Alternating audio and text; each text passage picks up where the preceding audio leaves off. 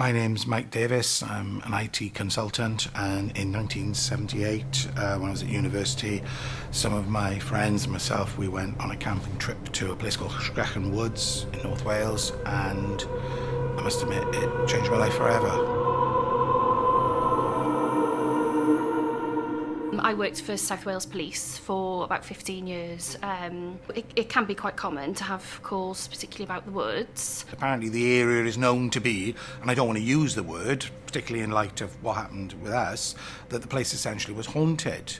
And, you know, lots of my colleagues over the years have taken many calls. Not so much, it's often not so much from the locals, it's very much calls from people who maybe are travelling to the area, lots of issues with young people in the woods. Matt had researched the area. Apparently for generations and generations, the woods were sort of renowned for being a place where, after dark, you'd hear screams. Unbeknownst to us, in the previous year or two, Matt had become very interested in the paranormal. I think Matt wanted to scare us. He'd purchased an EVP, which is an electronic voice sort of processor that they use sort of in ghost hunting. In fact, I've got it with me now. This is the actual machine that he used to make the recordings.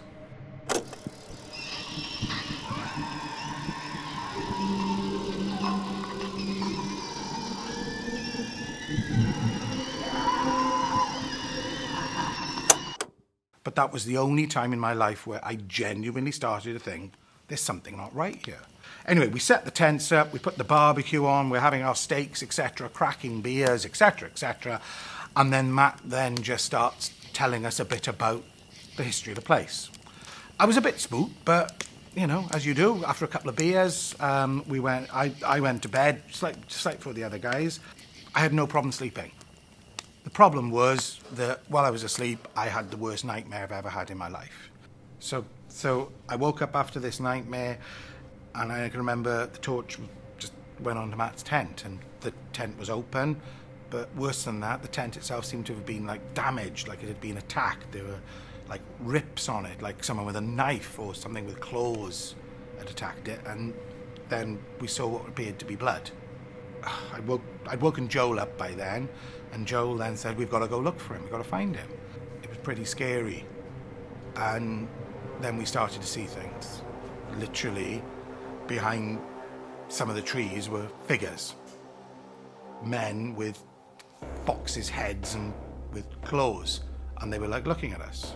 And I remember it just reached out toward it. And at that point, I must admit, I lost it. I ran, and I had the camera then, and I've actually got the footage of me just running. I don't know what happened to Joel. All I remember is just running through the woods. I remember banging my head, falling over. I just remember.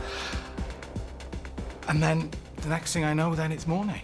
Very often we have quite distressed calls to say that they've seen wolves. Occasionally there are injuries that relate to those particular claims.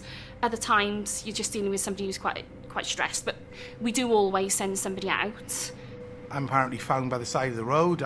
Most of my clothes had been torn and ripped. There was blood around my mouth, which wasn't my blood. And basically when the police came, they sort of took me to the hospital and stuff, and basically that was it. And I never saw Matt again. Joel is, well, he's still in hospital, but more than like the broken bones, it was the mental thing that did it for Joel. I know that there are some of my colleagues who are reluctant to go and take the calls. Between you and I went to the place not really being a believer in the paranormal, and I came away knowing that evil's real and it exists.